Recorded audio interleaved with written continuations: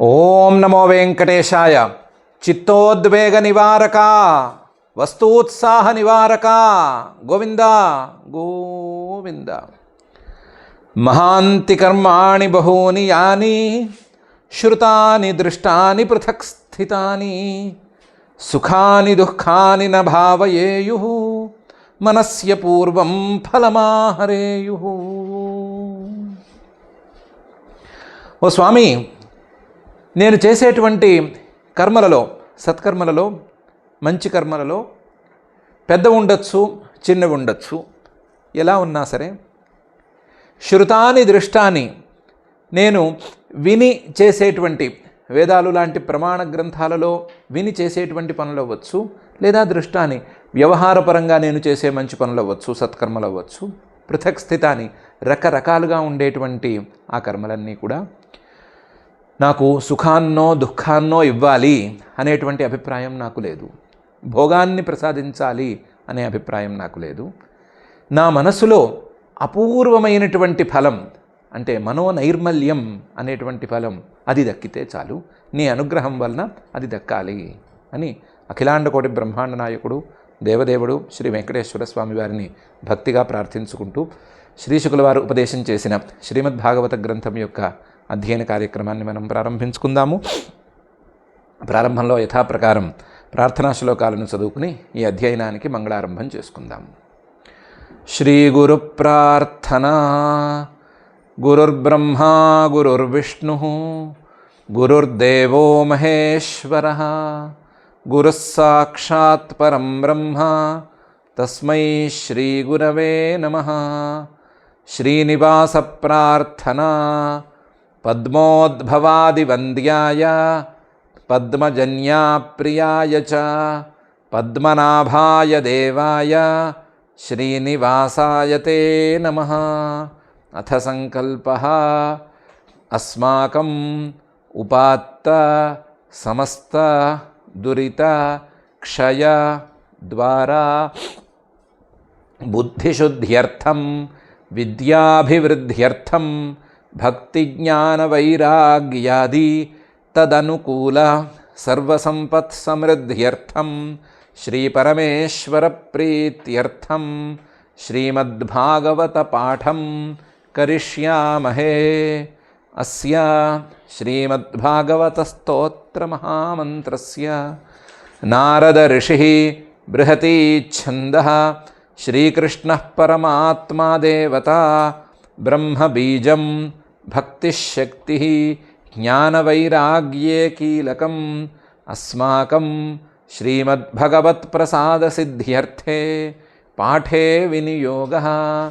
ధ్యానం నారాయణస్య గుణగానవిధోపయుక్తం వ్యాసప్రసూతశుకగుంఫితవర్ణయుక్తం రాగాపహానమపి భావరసేన సిక్తం గీతం సమాలపత భాగవతం ప్రయుక్తం.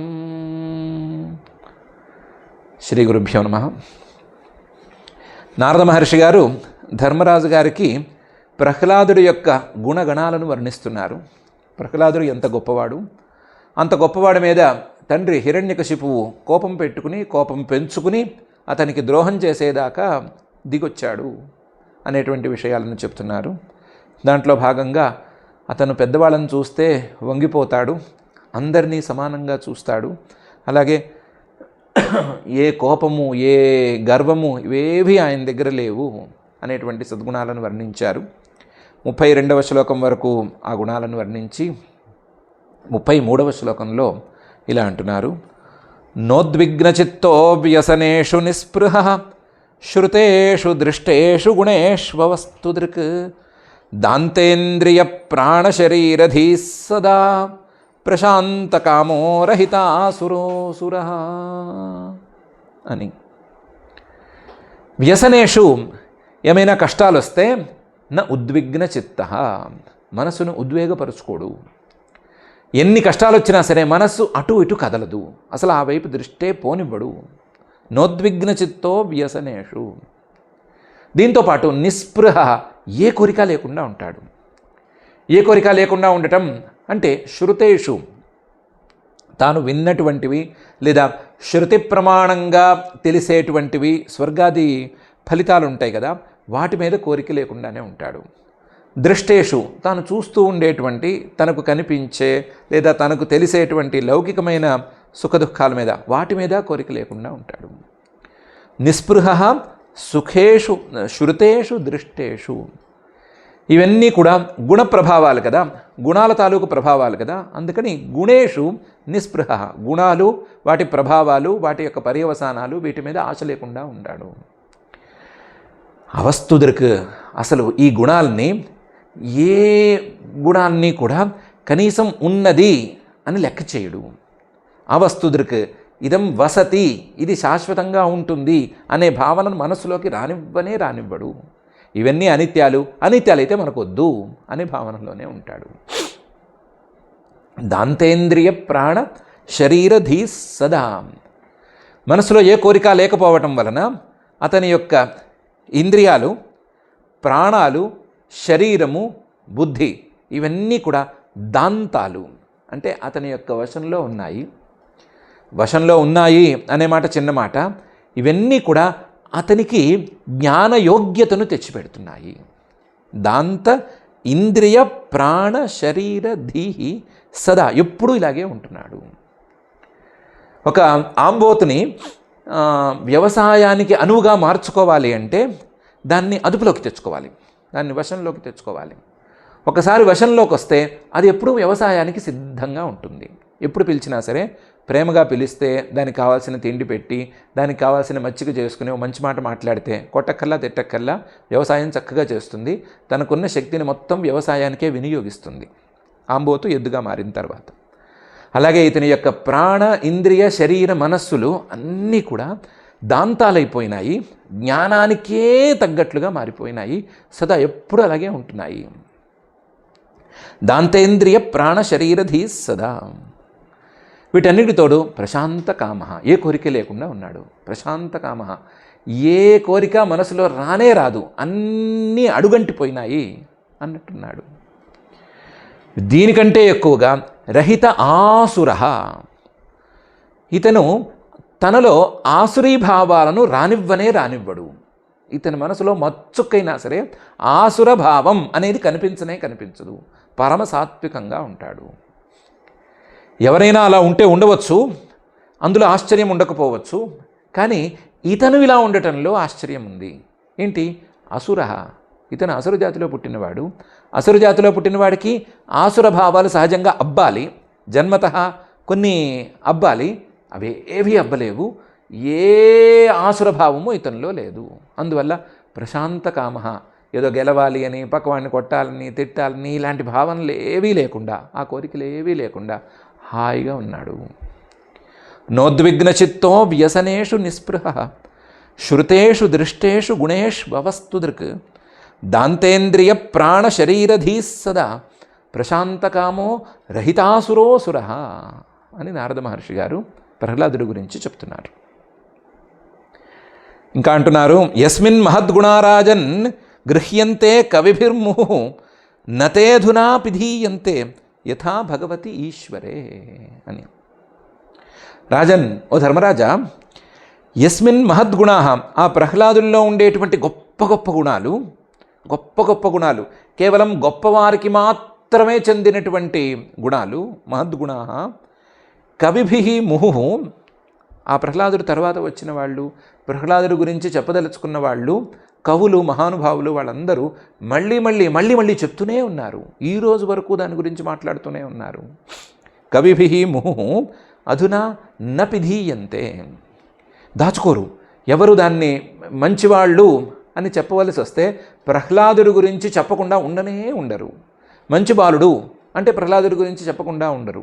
మంచి భక్తుడు ప్రహ్లాదుడి గురించి చెప్పకుండా ఉండరు. జ్ఞాని ఆయన గురించి రాకుండా ఉండదు. మంచి రాజు ఆయన గురించి రాకుండా ఉండదు. ఆయన దగ్గర ఉండేటువంటి ప్రతి గుణము, ప్రతి విశేషము, వీటి గురించి కవులు చెప్పుకుంటూనే ఉంటారు. యథా భగవతి ఈశ్వరే, అవి ఆ గుణాలు ఎంత ఉత్కృష్టంగా, ఎంత అందరికీ తెలిసేలా ఉన్నాయి అంటే, భగవంతుడి గుణాలు ఎంత బాగా అందరికీ తెలిసేట్లున్నాయో అంత బాగా ఉన్నాయి. భగవంతుడి గుణాలను వర్ణించాలి అంటే కవులు బ్రహ్మాండంగా వర్ణిస్తారు కదా. అలా ఇతని గుణాలను వర్ణించాలన్నా సరే బ్రహ్మాండంగా వర్ణించేట్లే ఉన్నాయి. అలాంటి సద్గుణాలను కలిగినవాడు. యస్మిన్ మహద్గుణాః రాజన్ గృహ్యంతే కవిభిర్ముహు నతేధునా పిధీయంతే యథా భగవతి ఈశ్వరే. ఇంతేకాదయ్యా, యం సాధు గాథా సదసి రిపపోపి సురానృప ప్రతిమానం ప్రకుర్వంతి కిముత అన్యే భవాదృశాః. 10 మంది చేరారు, మాట్లాడుకుంటున్నారు. మాట్లాడుకోవటంలో మంచి వాళ్ళను గురించి మాట్లాడుకుంటున్నారు. మంచివాళ్ళు, వాళ్ళ యొక్క మంచితనాలు, మంచి లక్షణాలు, వీటి గురించి చర్చ వచ్చింది. మంచి సభ, మంచి గురించే మాట్లాడుకునేటువంటి సభ. సాధు వాదా గాథా సదసి, సాధు గాథా సదసి, మంచి వాళ్ళను గురించి, మంచి లక్షణాలను గురించి చర్చించుకునేటువంటి సభ. ఆ సభ అంటూ వస్తే ఆ సభని దేవతలే నడిపిస్తున్నా సరే, దేవతల మధ్యలోనే ఇలాంటి చర్చ వచ్చినా సరే, దేవతలకే ఇలాంటి సభ జరిగినా సరే, మంచివాడంటే ఎవరు? ప్రహ్లాదుడు అని తేల్చేస్తున్నారు. యం సాధు గాథా సదసి సురాహ, దేవతలు కూడా ఈయన గురించే చర్చిస్తున్నారు. దేవతలు ఈయన గురించే చర్చిస్తున్నారు అనటంలో విశేషమేముంది? రిపవోపి, దేవతలకు రాక్షసులు శత్రువులు కదా. ప్రహ్లాదుడు రాక్షస జాతికి చెందినవాడు కదా. ఆ రాక్షస జాతికి చెందినవాడు, మన శత్రువర్గానికి చెందినవాడు. వాళ్ళలో ఒకటి గురించి, ఒకవేళ మంచివాడైనా సరే దాని గురించి మనం చర్చించడం ఎందుకు అని దేవతలు అనుకోవటం లేదు. ప్రహ్లాదుడి గురించి చెప్పకుండా ఉండలేకపోతున్నారు. రిపవోపి సురాహ నృప, ఓ ధర్మరాజా, దేవతలు కూడా మాట్లాడుకుంటున్నారు. మాట్లాడుకోవడం కాదు, ప్రతిమానం ప్రకుర్వంతి, మంచితనానికి దృష్టాంతం, మంచితనానికి ఎగ్జాంపుల్ ఎవరు? ప్రహ్లాదుడు అని తేలుస్తున్నారు. మంచితనానికి ప్రహ్లాదుడిని మించిన దృష్టాంతం లేదు, గొప్ప గుణాలకి ప్రహ్లాదుడిని మించిన దృష్టాంతం లేదు అని అంటున్నారు. కిముతాన్యే భవాదృశాః, దేవతలు శత్రువులు వాళ్లే ఇలా మాట్లాడుతుంటే భవాదృశాః, నీలాంటి వాళ్ళు ప్రహ్లాదుడి గురించి, ఆయన గుణగణాలను గురించి, ఆయన భగవద్భక్తిని గురించి, ఆయన రాజ్యపాలనా విధానాలను గురించి, ఆయన తత్వజిజ్ఞాస గురించి మాట్లాడుకోవటంలో ఆశ్చర్యమేముంది? మీరు మాట్లాడుకోవటంలో ఆశ్చర్యమే లేదయ్యా. దేవతలు శత్రుపక్షాన ఉన్న ప్రహ్లాదుడి గురించి మాట్లాడుకుంటున్నారు, అందులో ఆయన గురించి మాట్లాడకుండా ఉండట్లేదు, ఆయనే ఎగ్జాంపుల్ అని చెప్తున్నారు అంటే ఆయన ఏ స్థాయిలో ఉన్నాడు అని అర్థం చేసుకోవచ్చు అయ్యా అని నారద మహర్షి గారు ధర్మరాజు గారితో అంటున్నారు.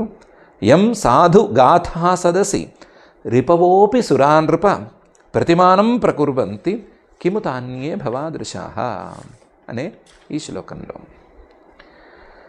అని గుణైరలమసంఖ్యయైః మాహాత్మ్యం తస్య సూచ్యతే వాసుదేవే భగవతి యస్య నైసర్గికీ రతిః అని తేల్చేస్తున్నారు. ఆ ప్రహ్లాదుడి గుణగణాలను గురించి చెప్పుకోవాలంటే తీరేది కాదు సమయము.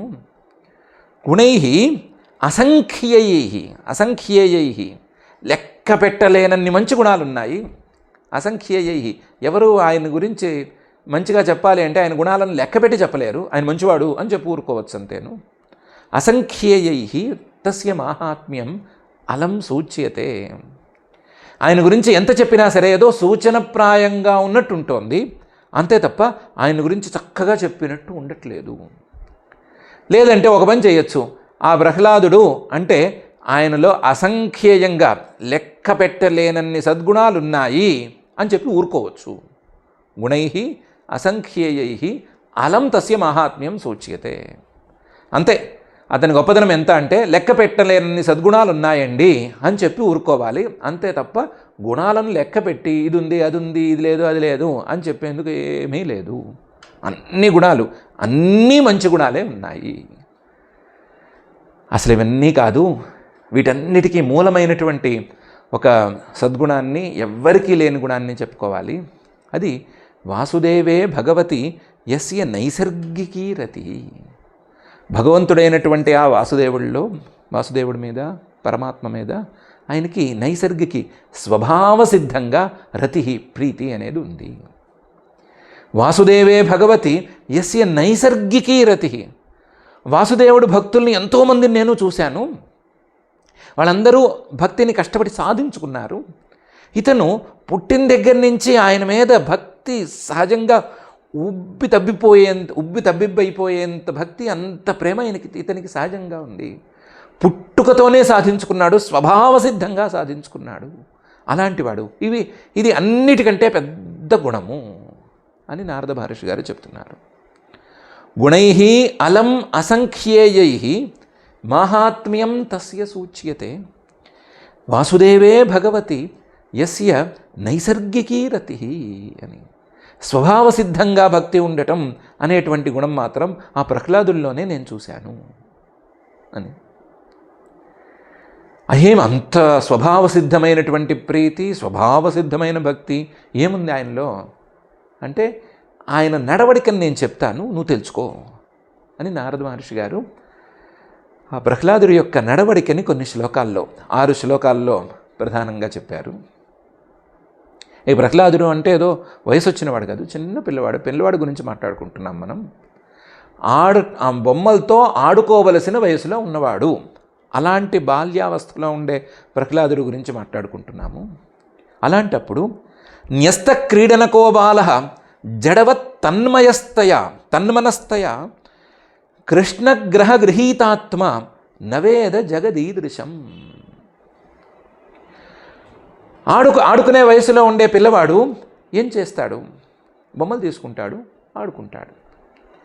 తన చుట్టూ ఉండేటువంటి ప్రపంచాన్ని చూస్తూ ఉంటాడు, స్టడీ చేసుకుంటూ ఉంటాడు. నీరు తడిగా ఉంటుందా లేదా అని తెలుసుకోవడానికి మాటివాడికి నీళ్ళని అద్దుతూ ఉంటాడు, నీళ్ళని ముట్టుకుంటూ ఉంటాడు. నిప్పు వేడిగా ఉంటుందా లేదా అని తెలుసుకోవడానికి ముట్టుకుంటాడు. ఇలా తన చుట్టూ ఉండేటువంటి ప్రపంచాన్ని అర్థం చేసుకోవటానికి, అది ఎలా పోతోంది, ఈ ప్రపంచం ఎలా సాగుతోంది అని అర్థం చేసుకోవడానికి ఇంపార్టెన్స్ ఇస్తాడు. ఈ ప్రహ్లాదుడు న్యస్త క్రీడనకో బాల, ఏ బొమ్మని ముట్టుకోడు. ఏ బొమ్మ చేతికించినా సరే ఆ బొమ్మ తీసి పక్కన పెట్టేస్తాడు. న్యస్త క్రీడనకో బాల. చూడ్డానికి జడవత్, ఆటలాడని పిల్లవాడిలాగా. ఆటలాడని పిల్లవాడిని ఏమంటాము? మొద్దు అని అంటాం కదా, అలా మొద్దులాగా ఉంటాడు. జడవత్. ఎప్పుడు చూసినా తన్మనస్తయ, మనస్సును మొత్తాన్ని ఆ భగవంతుడికి సమర్పించుకుని ఉంటాడు.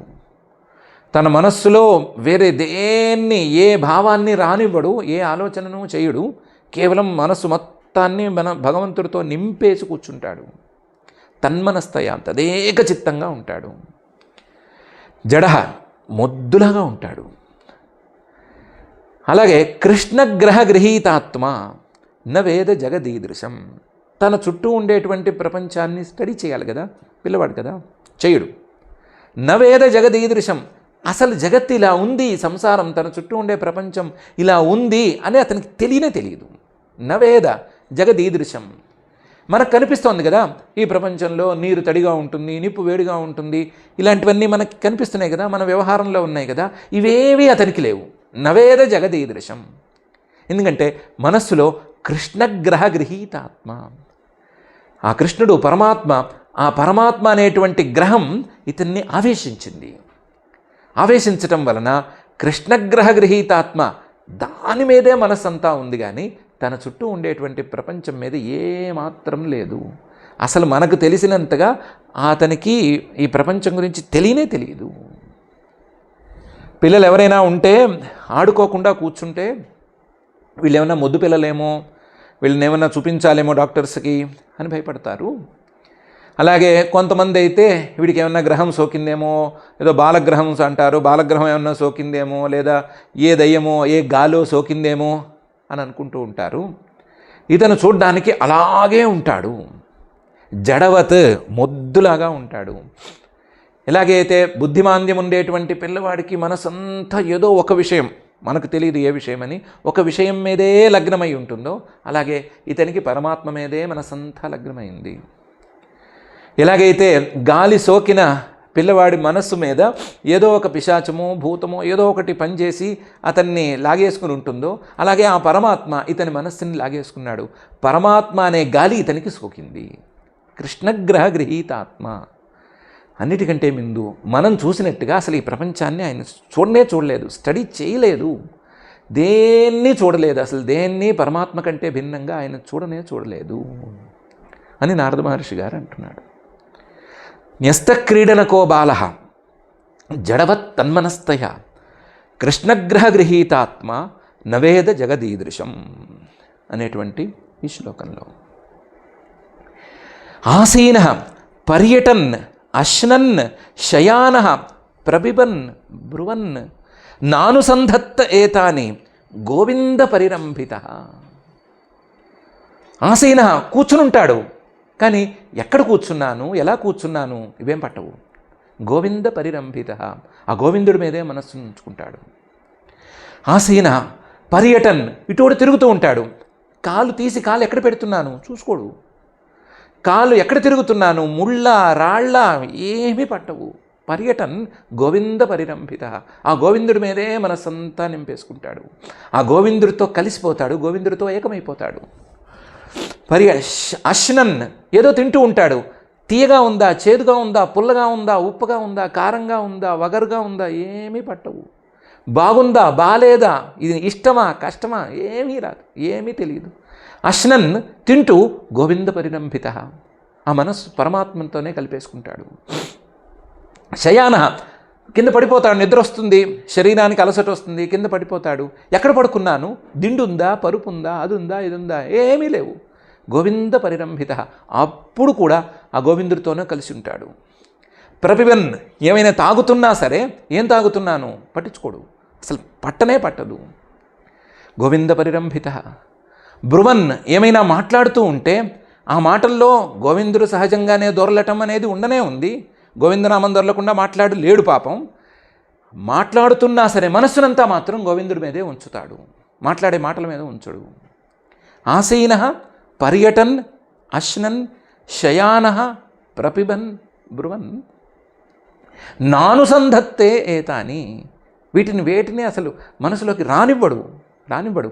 ఏదో శరీరం దాని అలవాటు ప్రకారం జన్మాంతర సంస్కారం ప్రకారం చేసుకుంటూ పోవాల్సిందే. ఈ జన్మలో కొత్తగా ఇతనికి వ్యవహార సంస్కారాలు రాలేదు. ఏదో జన్మాంతరాల్లో ఉండేటువంటి సంస్కారాలు పనిచేస్తే ఈ శరీరం నడిచిపోవాల్సిందే తప్ప వీటి మీద దృష్టే లేదు. గోవింద పరిరంభిత, తాను మాత్రం గోవిందుడితో ఏకమైపోయి ఉంటాడు. ఆసీన పర్యటన్నశ్నన్ ఛయాన ప్రపిమన్ బ్రువన్ నానుసంధత్త ఏతాని గోవింద పరిరంభిత. ఇది కాక విచిత్రంగా ప్రవర్తిస్తాడు, చాలా విచిత్రంగా ప్రవర్తిస్తాడు. క్వచిద్ ద్రుదతి వైకుంఠ చింతా శబల చేతన క్వచిద్ ధసతి తచ్చింతాహ్లాద ఉద్గాయతి క్వచిత్ ఒకప్పుడు ఎక్కడో చోట కూర్చొని గట్టిగా ఏడుస్తూ ఉంటాడు.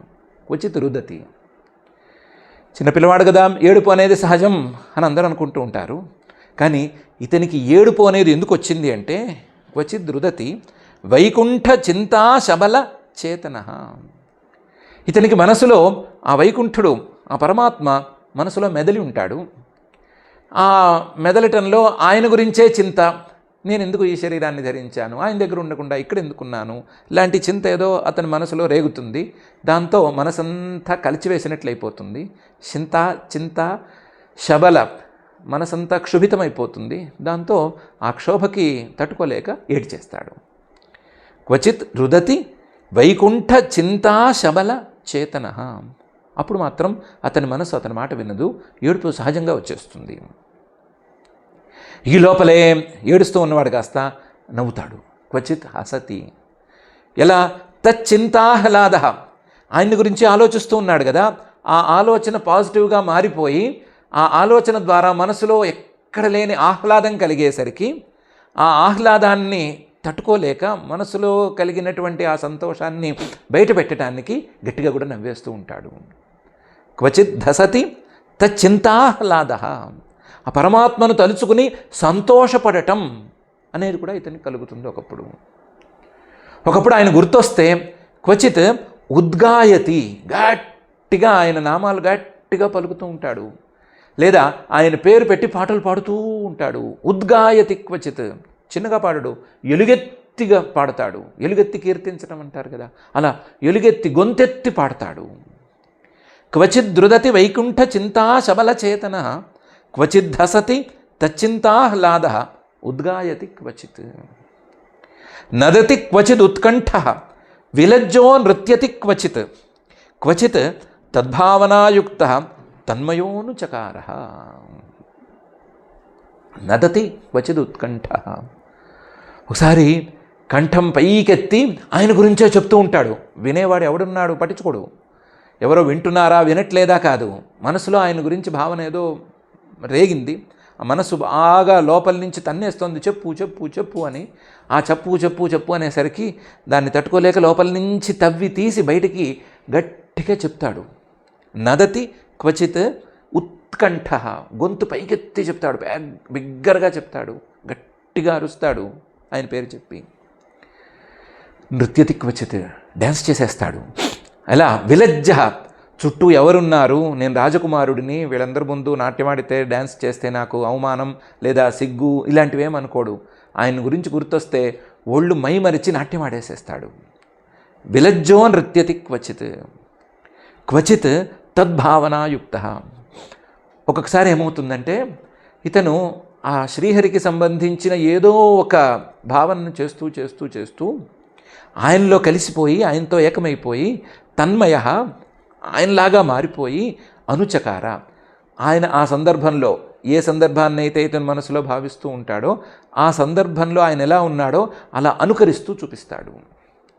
ఆయన ఏదో శంఖచక్రాలను పట్టుకున్నాడు అంటే ఇతను ఇలా చేతులు ఎత్తి శంఖచక్రాలను పట్టుకున్నట్టు నటిస్తూ ఉంటాడు. లేదా ఆయన ఏదో శార్ంగం అనే దాంతో బాణం వేశాడు అని మనసులో భావన వేస్తే ఈయన బాణం వేసినట్టు కాసేపు యాక్షన్ చేస్తాడు. యాక్షన్లు కూడా లోపల నుంచి ఆయన భావనలను బట్టే చేస్తాడు.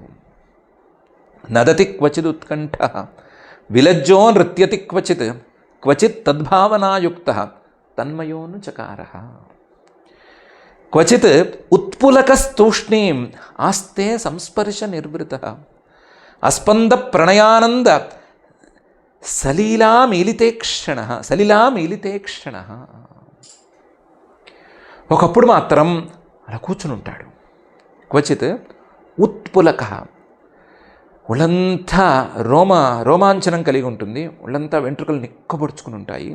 ఉత్పులక తూష్ణీమాస్తే, ఏం చేయకుండా కూర్చుని ఉంటాడు. పాడడు, మాట్లాడు, నవ్వడు, ఏడవడు, ఒక మాట బయటికి ఏం చెప్పడు, నామం పలకడు లేదా అనుకరణం ఇలాంటివి ఏమీ చేయడు. ఉత్పులక తూష్ణీమాస్తే, ఏం చేయకుండా కూర్చుంటాడు. లోపల నుంచి మాత్రం సంస్పర్శ నిర్వృత, లోపల ఆ పరమాత్మ భావన అనేది తాకేసరికి, ఆ పరమాత్మతో సంస్పర్శం అనేది కలిగేసరికి, ఆ పరమాత్మతో ఏకమైపోవటం అనేది మానసికంగా జరిగిపోయేసరికి సంస్పర్శేన నిర్వృత, కడలేని సంతోషాన్ని అనుభవిస్తూ ఉంటాడు. ఎవరికి ఆ సంతోషం మాత్రం రావడానికి వీల్లేదు, అలాంటి సంతోషాన్ని అనుభవిస్తూ ఉంటాడు. సంస్పర్శ నిర్వృత. ఎలాంటి సంస్పర్శ అది?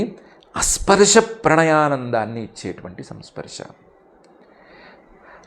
అస్పంద ప్రణయానంద, అస్పందం కదలిక లేని, ప్రణయానంద ప్రీతితో, పరమాత్మ మీద ప్రీతితో వచ్చేటువంటి సంతోషం, ఆ సంతోషాన్ని ఇచ్చేటువంటి సంస్పర్శ, ఆ సంస్పర్శని ఆ సంతోషాన్ని అనుభవిస్తూ ఉంటాడు.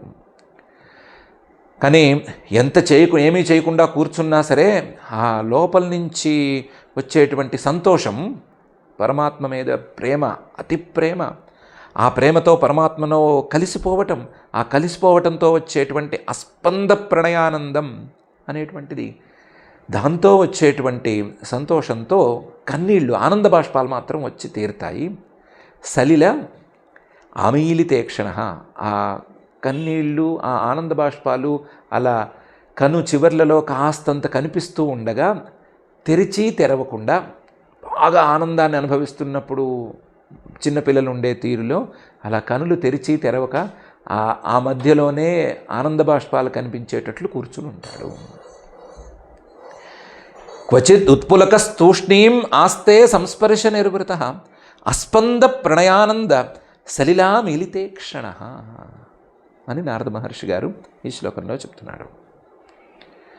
ఇంకా అంటున్నారు, స ఉత్తమ శ్లోకపదారవిందయో నిషేవయా కించన సంగలబ్ధయా తన్వత్పరాం నిర్వృతిమాత్మనో ముహు దుస్సంగదీనస్య మనశ్శమం వ్యధాత్ అని.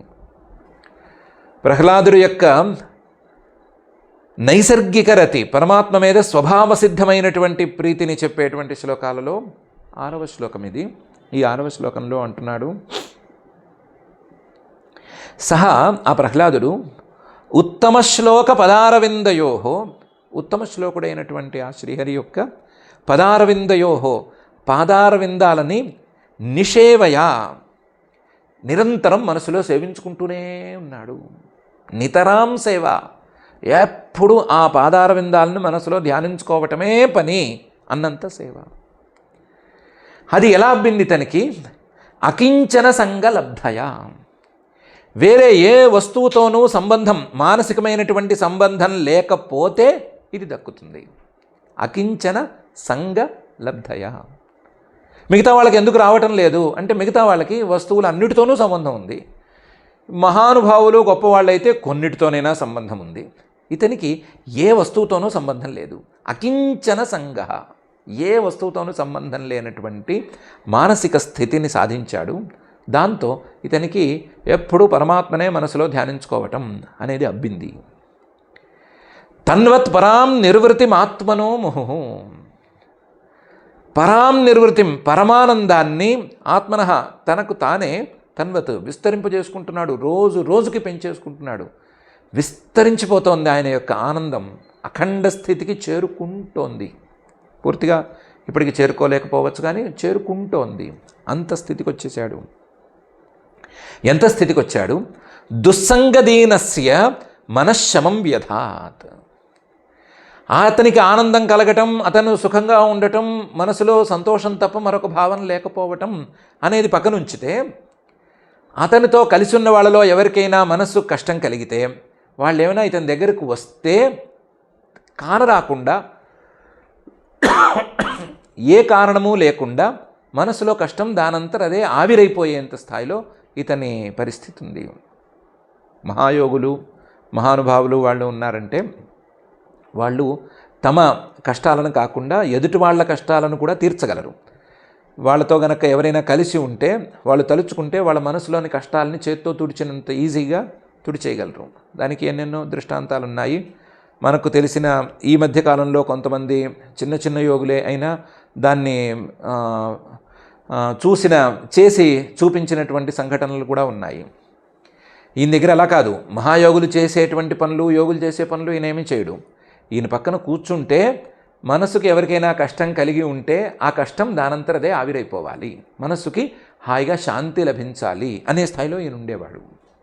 మన భాషలో చెప్పుకోవాలంటే పాజిటివ్ వైబ్రేషన్స్ అంటాం కదా, ఆ వైబ్రేషన్స్ ఈయన దగ్గర బాగా ఉండేవి. స ఉత్తమ శ్లోక పదారవిందయోర్ నిషేవయా అకించన సంగలబ్ధయా తన్వత్ పరాం నిర్వృతిం ఆత్మనోముహు అసంగదీనస్య మనశ్శమం వ్యధాత్ అని నారద మహర్షి గారు 6 శ్లోకాలలో ఆ ప్రహ్లాదుడి యొక్క నైసర్గిక ప్రీతి, పరమాత్మ మీద స్వభావసిద్ధమైనటువంటి ప్రేమ అనే అంశాన్ని గురించి చెప్పారు. చెప్పి తస్మిన్ మహాభాగవతే మహాభాగే మహాత్మని హిరణ్యకశిపూరాజన్ అకరోత్ అఘమాత్మజే అని చెప్పారు. తస్మిన్, అలాంటి వాడు కదా ప్రహ్లాదుడు. మహాభాగవతే, భగవద్భక్తులలో కల్లా గొప్పవాడు కదా మహాభాగవతే. మహాభాగే, చాలా గౌరవించదగినవాడు కదా, గొప్పవాడు కదా. మహాత్మని, అతని యొక్క మనస్సు కూడా చాలా గొప్పది కదా. అలాంటి వాడి మీద ఈ హిరణ్యకశిపువుకి కోపం వచ్చింది. కోపం వస్తే వచ్చుగాక, హిరణ్యకశిపువు రాజన్, ఓ ధర్మరాజా, అఘం, అతనికి ద్రోహం చేయాలని కూడా సంకల్పించాడు. సంకల్పించాడు, అకరోత్, ద్రోహం చేశాడు కూడాను. ఈ విశేషణాలన్నీ ఒక ఎత్తు అయితే, ఆ ప్రహ్లాదుడు అనేవాడు హిరణ్యకశిపువుకి ఆత్మజే, పిల్లవాడు అనేది ఇంతకంటే పెద్ద విషయం. తన పిల్లవాడు మహాభక్తుడు, అలాగే మహాభాగుడు, అలాగే మహాత్మ, ఇన్ని గుణాలు అతనిలో ఉంటే ఈ హిరణ్యకశిపువు ద్రోహం తలపెట్టడం మాత్రమే కాకుండా ద్రోహం చేశాడు కూడాను అని నారద మహర్షి గారు చెప్పారు. తస్మిన్ మహాభాగవతే మహాభాగే మహాత్మని హిరణ్యకశిపూరాజన్ అకరోదఘమాత్మజే అనే ఈ శ్లోకంలో. అది వినంగానే ఎంతో కాలంగా ఈ శ్లోకాలు వింటూ ఉన్నటువంటి ధర్మరాజు గారు ప్రశ్నలను పాపం లోపల అణిచిపెట్టుకున్నాడు. ఆ ప్రశ్నని మళ్ళీ తిరిగి అడిగాడు. యుధిష్ఠిర ఉవాచ దేవర్ష ఏతదిచ్ఛామః వేదితుం తవ సువ్రత యథాత్మజాయ శుద్ధాయ పితా అధాత్ సాధవే హ్యగం అని. దేవర్షే ఓ నారద మహర్షి, ఏతదిచ్ఛామః వేదితుం, ఇదే నేను తెలుసుకోవాలని అనుకుంటున్నాను. నేనే కాదు, నా చుట్టూ ఉన్న వాళ్ళు కూడా ఇది తెలుసుకోవాలని అనుకుంటున్నారు. సభలో ఉన్నాం కదా, అందరూ వింటున్నారు కదా, మహర్షులు కూడా వింటున్నారు. వాళ్ళందరూ ఇది తెలుసుకోవాలని అనుకుంటున్నారు. అందులోనూ తవ సువ్రత, ఎన్నో వ్రతాలను చేసి ఇలాంటి భక్తులను గురించి బాగా తెలుసుకుని భగవంతుడిని చేరితే వచ్చేటువంటి ఆనందాన్ని అర్థం చేసుకుని ఉన్నవాడివి నువ్వు. ఎన్నో నియమాలను పాటిస్తే ఈ స్థితికి వచ్చిన వాడివి. నువ్వు చెప్పగా తవ, నీ మాటలతో వినాలి అని మేము ఎదురు చూస్తున్నాము.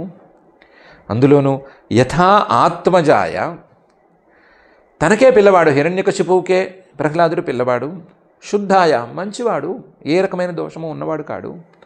అలాంటి వాడికి పిత తండ్రి అయినటువంటి హిరణ్యకశిపువు అదాత్ అఘం ద్రోహం చేశాడు. అందులోనూ సాధవే మంచివాడికి ద్రోహం చేశాడు. మంచివాడికి ద్రోహం చేయటం ఏంటి? తన పిల్లవాడికి ద్రోహం చేయటం లేదు, మంచివాడికి ద్రోహం చేయటం సరికాదు. తన పిల్లవాడే మంచివాడైనప్పుడు తన పిల్లవాడే పుత్రాయ సాధవే ఇతను ద్రోహం ఎలా చేశాడు అని సందేహంగా ఉంది. ఈ సందేహం నీ నోటి గుండా వినాలని ఉంది అని అడిగాడు. దేవర్ష ఏతదిచ్ఛామః వేదితుం తవ సువ్రత యథాత్మజాయ శుద్ధాయ పితాధాత్ సాధవే యఘం అని. దాన్నే ప్రశ్ననే కొంచెం పెంచుతున్నాడు. పుత్రాన్ విప్రతికూలాన్ స్వాన్ పితరః పుత్రవత్సలాః ఉపాలభంతే శిక్షార్థం నైవాఘమపరో యథా. మామూలుగా తండ్రులు కొంచెం కఠినంగా ఉంటారు అని లోకంలో నానుడి ఉంది. ఎందుకు చేస్తారు అంటే, పుత్రాన్ కఠినంగా ఎందుకు ఉంటారు పిల్లల పట్ల? పుత్రాన్ విప్రతికూలాన్, ఆ పిల్లలు గనక కాస్తంత ఇటు అటుగా ఉంటే, లేదా ధర్మ విరుద్ధంగానో విద్యా విరుద్ధంగానో, అంటే సరిగ్గా చదువుకోకో, సరిగ్గా మంచి మార్గంలో లేకో, చెడు సావాసాలు చేసో, ఏదో చెడు మార్గంలోకి వెళుతున్నారు అని అనిపిస్తే, విప్రతికూలాన్ స్వాన్ తమ పిల్లల్ని, పితరః తండ్రులు కానీ తల్లిదండ్రులు కానీ, పుత్రవత్సలాః వాళ్ళ మీద చాలా వాత్సల్యంతో, వాళ్ళ మీద చాలా ప్రేమతో, ఉపాలభంతే తిట్టిపోస్తారు. ఉపాలభంతే బాగా ఆక్షేపిస్తారు. నీకు బుద్ధుందా అంటారు. కుదిరితే 4 దెబ్బలేస్తారు. దెబ్బలేస్తే వీళ్ళ చేతిలో నొప్పి పుట్టే పరిస్థితి వస్తే కనుక వాళ్ళని ఏమైనా ఒక మాట అంటారు. మాట అంటే వాళ్ళు ఎదురు సమాధానాలు చెప్తారు అనే భయం ఉంటే కనుక ఏదో వ్యంగ్యంగా మాట్లాడతారు, లేదా వెక్కిరిస్తారు. అంతేలే అన్నట్లుగా ఉంటారు. ఏదో ఒకటి చేస్తారు. ఎందుకు చేస్తారు? శిక్షార్థం, వాళ్ళకి మంచి చెప్దాము అనేటువంటి ఆలోచనతో చెప్తారు.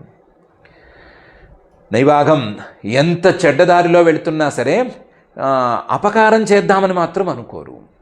నైవాఘం, ఎంత చెడ్డదారిలో వెళుతున్నా సరే వీడికి వచ్చేటువంటి వనరుని మనం ఏదో దెబ్బతీద్దామని కానీ, వీడికి ఆస్తి రాయకుండా ఏదో చేసేద్దామని కానీ, ఎవరికో రాసేద్దామని కానీ ఇలాంటి మాటలేమనుకోరు. నైవ అఘం. అపరో యథ, శత్రువులైతే అలా అనుకుంటారు. తల్లిదండ్రులు తండ్రులు శత్రువులా వ్యవహరించరు. ఈ పిల్లలకి మెచ్యూరిటీ లేక తల్లిదండ్రులు అలా మాట్లాడుతుంటే వీళ్ళు మనకు శత్రువులు అన్నట్లుండి, తీయగా అబద్ధాలు చెప్పేవాళ్ళు మనకు మిత్రులు అనుకుని భ్రమపడతారే కానీ, వాళ్ళు కూడా కాస్తంత వయసు వచ్చిన తర్వాత వాళ్ళకి పిల్లలు పుట్టి వాళ్ళ పిల్లలు పెరిగిన తర్వాత అయ్యో మా నాన్నగారు ఇలాగే అనుకుని చెప్పుంటాడు అని బాధపడతారే కానీ, తల్లిదండ్రులు మాత్రం అలా పాడు పనులు చేయరు. వాళ్ళు మంచి దారిలో ఉండాలి, మంచిగా ఉండాలి, వాళ్ళు సుఖంగా ఉండాలి, మనకు పేరు తెచ్చేటట్లు ఉండాలి అని అనుకుంటారు. మరి హిరణ్యకశిపువు ఏంటి ఇలా వ్యవహరించాడు? ద్రోహం ఎలా చేశాడు?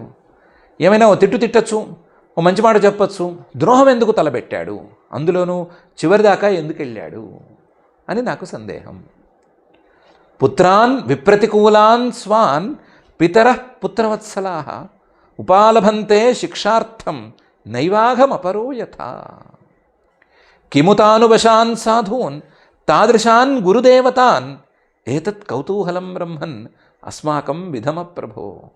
పితుః పుత్రాయ యద్వేష మరణాయ ప్రయోజిత అని అడిగాడు.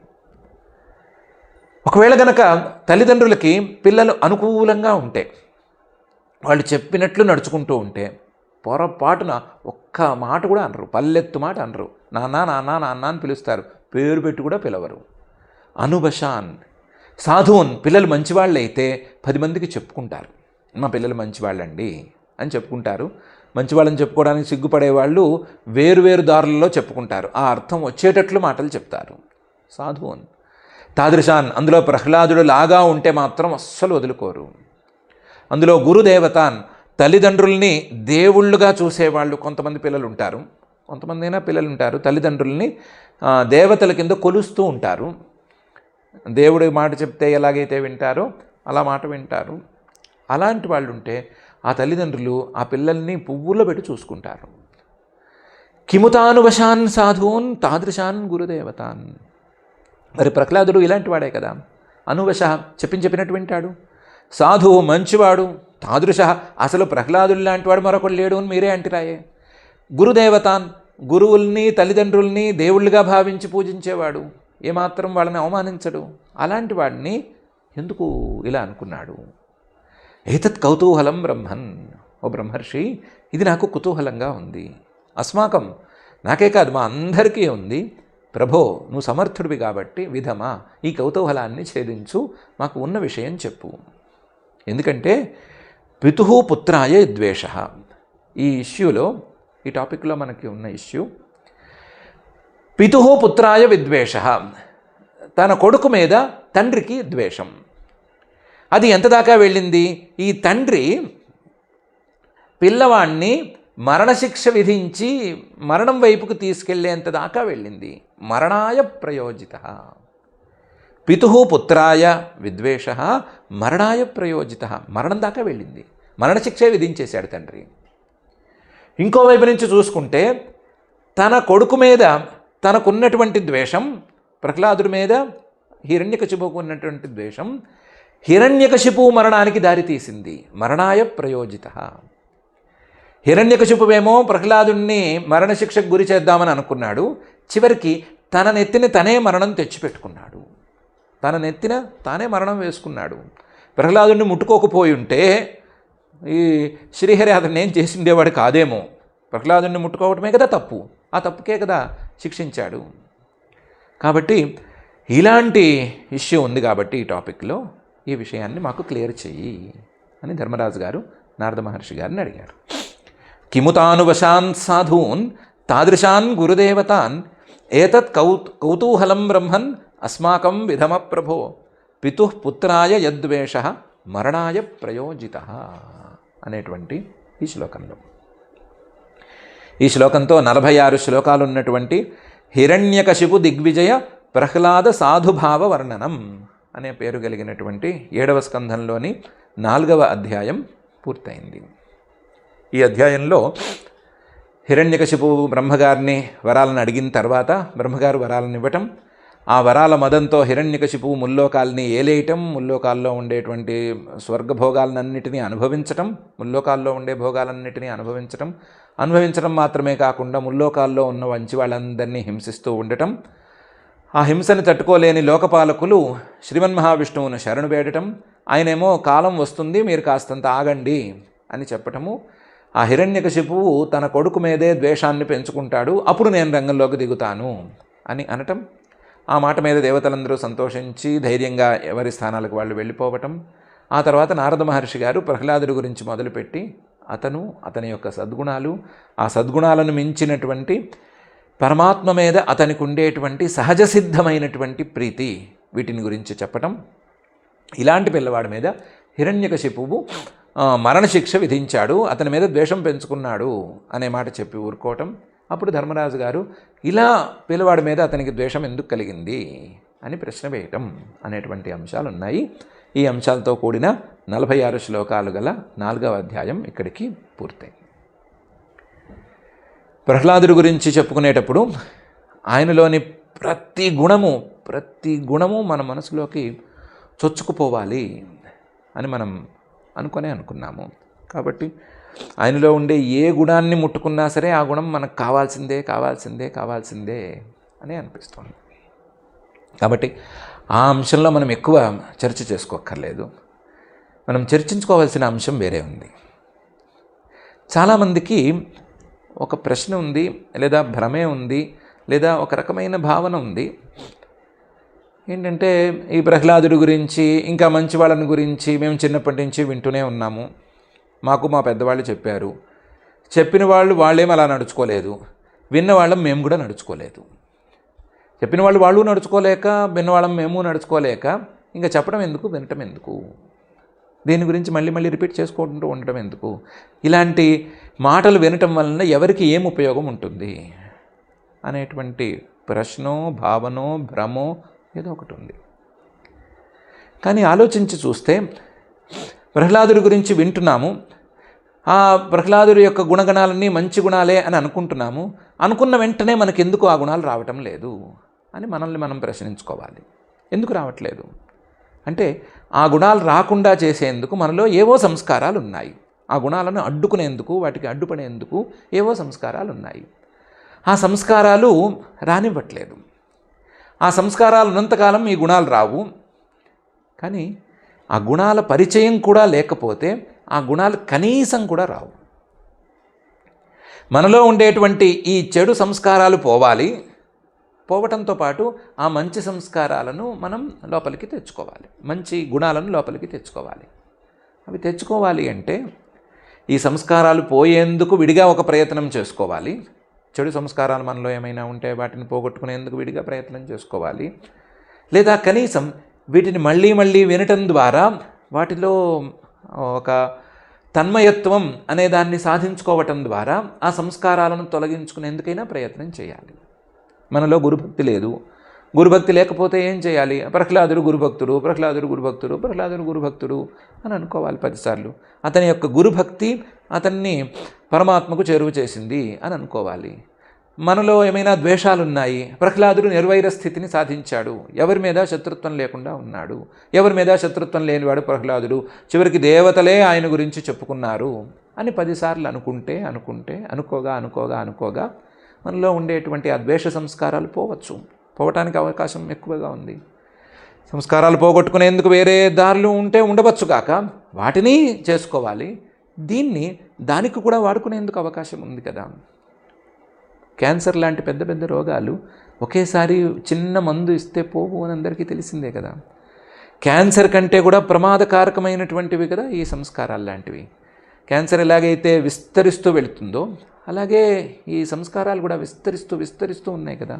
మన మనసును మొత్తాన్ని కుళ్ళిపోయేట్టు చేసినాయి కదా. ఈ సంస్కారాలు పోవటానికి మనం ఎప్పటికప్పుడు ఇలాంటి ప్రయత్నం చేస్తూనే ఉండాలి కదా. చీకటిని పారద్రోలటానికి రోజు సూర్యుడు ఉదయించటం లేదా? ఏమన్నా సూర్యుడు ఇదేం బోరింగ్ పని, ఎన్ని రోజులు చేస్తాను, పోయే చీకటి కాదు కదా, ఇది ఉండేదే కదా, నేను పక్కకి వెళుతూనే మళ్ళీ చీకటి వచ్చేస్తుంది కదా అని అనుకోవట్లేదు కదా.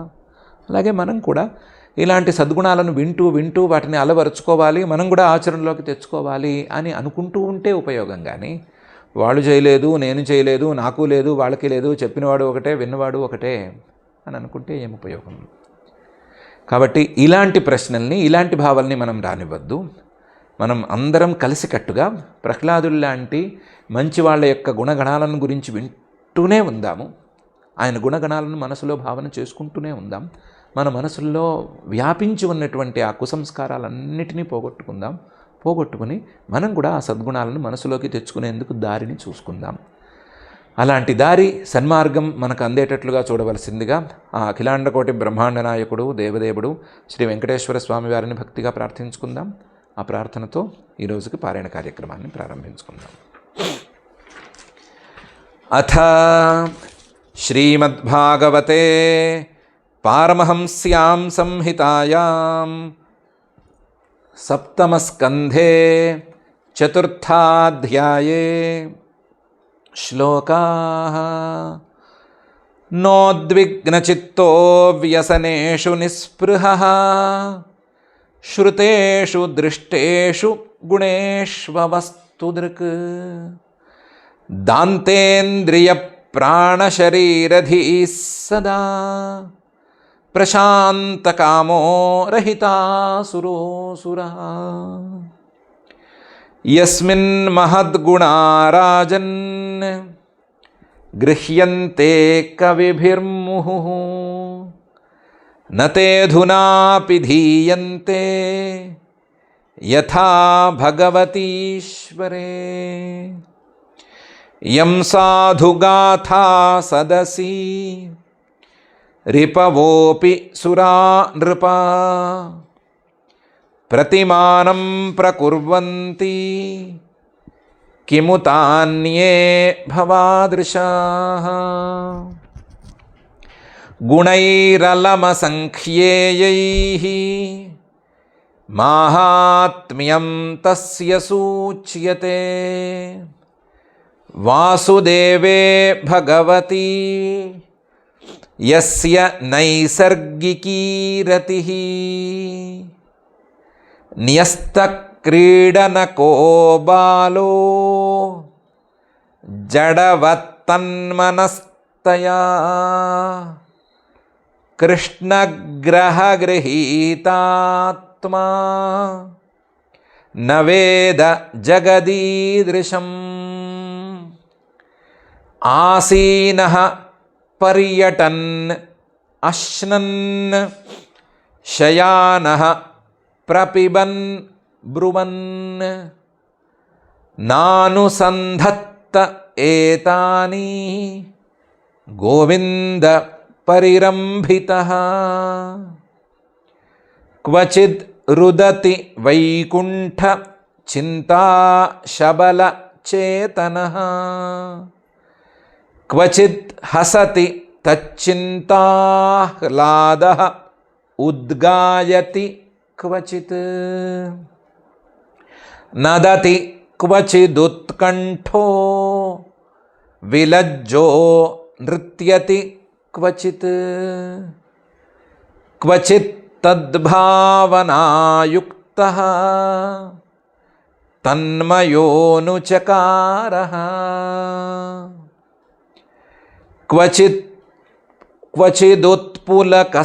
ಕ್ವಚಿದುತ್ಪುಲಕಸ್ತೂಷ್ಣೀಂ ಆಸ್ತೆ ಸಂಸ್ಪರ್ಶ ನಿರ್ವೃತಃ ಅಸ್ಪಂದ ಪ್ರಣಯಾನಂದ ಸಲಿಲಾಮೀಲಿತೆ ಕ್ಷಣಃ ಸ ಉತ್ತಮ ಶ್ಲೋಕಪದಾರವಿಂದಯೋಃ ನಿಷೇವಯಾ ಕಿಂಚಿದಸಂಗಲಬ್ಧಯಾ ನಿಷೇವಯಾ ಕಿಂಚನ ಸಂಗಲಬ್ಧಯಾ ತನ್ವತ್ಪರಾಂ ನಿರ್ವೃತಿಮಾತ್ಮನೋ ಮುಹುಃ ದುಸ್ಸಂಗದೀನಸ್ಯ ಮನಃಶಮಂ ವ್ಯಧಾತ್ ತಸ್ಮಿನ್ ಮಹಾಭಾಗವತೆ ಮಹಾಭಾಗೇ ಮಹಾತ್ಮನಿ ಹಿರಣ್ಯಕಶಿಪೂ ರಾಜನ್ ಅಕರೋದಘಮಾತ್ಮಜೇ ಯುಧಿಷ್ಠಿರ ಉವಾಚ ದೇವರ್ಷ ಏತದಿಚ್ಛಾಮೋ ವೇದಿತುಂ ತವ ಸುವ್ರತ ಯದಾತ್ಮಜಾಯ ಶುದ್ಧಾಯ ಪಿತಾದಾತ್ ಸಾಧವೇ ಹ್ಯಘಂ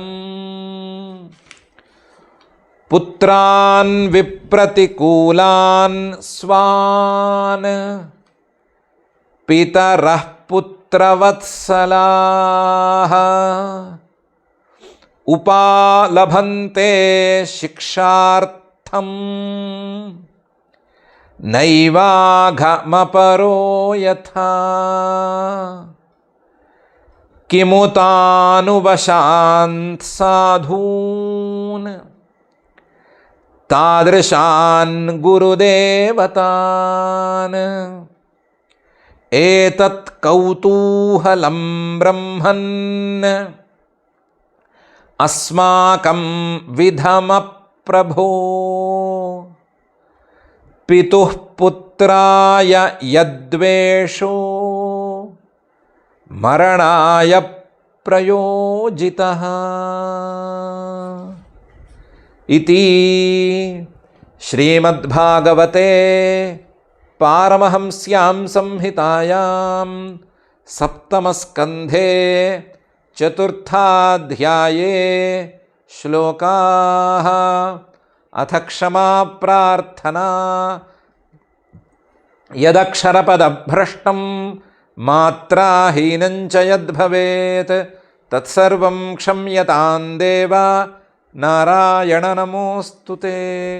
अथ भगवत्समर्पणं कायेन वाचा मनसेन्द्रियैर्वा बुद्ध्यात्मना वा प्रकृते स्वभावात् करोमि यद्यत् सकलं परस्मै नारायणायेति समर्पयामि। अथ लोकक्षेमप्रार्थना सर्वे भवन्तु सुखिनः सर्वे सन्तु निरामयाः सर्वे भद्राणि पश्यन्तु मा कश्चिद्दुःखभाग् भवेत्। अथ मङ्गलं श्रियः कान्ताय कल्याणनिधये निधयेऽर्थिनां श्रीवेङ्कटनिवासाय श्रीनिवासाय मङ्गलम्।